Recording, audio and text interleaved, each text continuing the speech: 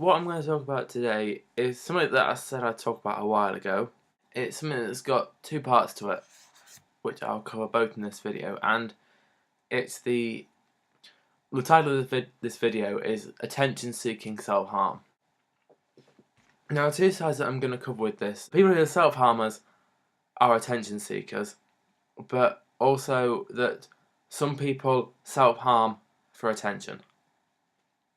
So they're the two sides that I'm going to cover. There's not really much difference between the two categories, but once I start explaining them, you'll hopefully see it. Self-harmers do self-harm for attention. So basically what this means is that anyone who self-harm for attention. Now, I just want to start by saying that's not true. And this goes back to one of the points I made, my misconceptions about self-harm video, which is like about a month old now. The link up here. Self-harmers don't do it for attention because most of the time it starts off in secret and in private, and it's something that the person will try to cover up. They'll wear long sleeves. You probably won't know the self-harmer as being a self-harmer. You wouldn't guess it. They don't go around going, hey, look at my arms, look at what I've done, look at how amazing it is. Because most of them will wear long sleeves, you won't know. They'll do it somewhere you can't see it. It's a very secretive thing. So self-harmers don't self-harm for attention. They self-harm to let their feelings out. Demi Lovato, she said, I was dealing with all this pain emotionally and I felt guilt and shame. I decided to take it out on myself. It was a way of taking my own shame and my own guilt out on myself.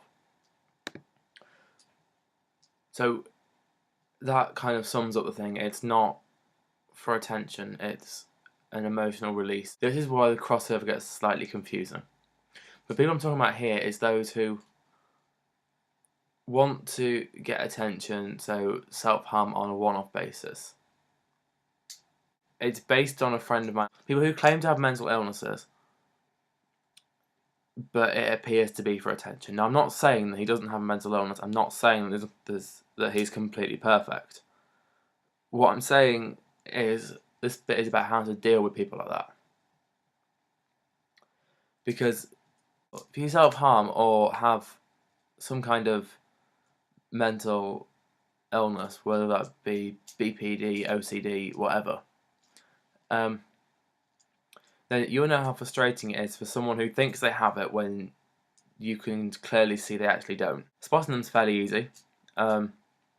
Their symptoms will change, their disorder will change. If it's self-harm, then it'll last for, maybe a day, 2 days. They will tell you when they've done it. Dealing with them is interesting. The approach that isn't best to use is to be blunt and upfront about it. Don't go and say to them, oh my god, you're faking it. Because that won't help. In any way, shape or form, that won't help. The best way to do it is, I found that playing along with it helps. So, if they claim to have something wrong with them, support them. Even though you might know that they're faking it, or that it's being done for attention, go along with it. Because yes, they might actually have something wrong with them, and you might just be wrong about whether there's something wrong or not.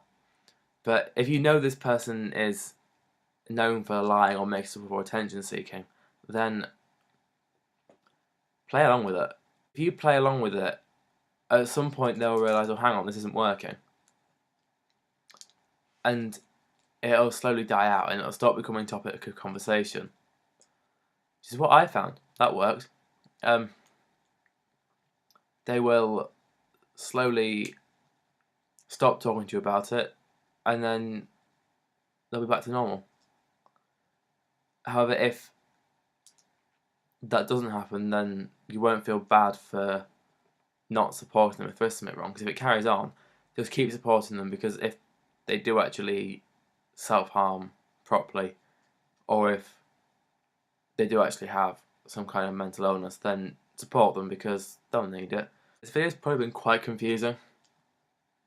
I'm really sorry if it has, but I hopefully you get the point that you have people who self-harm on a one-off basis and talk about it to everyone, tell people, and want sympathy for it. And they're the people that I've just talked about in the second half of the video. Then you've got those who you probably wouldn't have known self-harmed and started off and never told anyone, and it spiraled out of control and got really bad. I'm really sorry, this video's not been the best, but it was always going to be an awkward one to explain. If you want any more clarity, then comment below, because I will then explain it a bit better.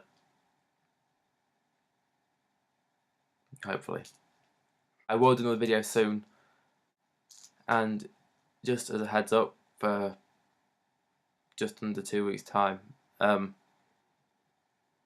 hair is getting chopped off to be able to see both my eyes for once. So yeah, that's just a heads up for when that change happens. There may be no videos for a while after it's done, because I may be feeling very self-conscious. But we'll see. Thanks for watching, guys, and I hope you're all okay, and I hope you have a fantastic day.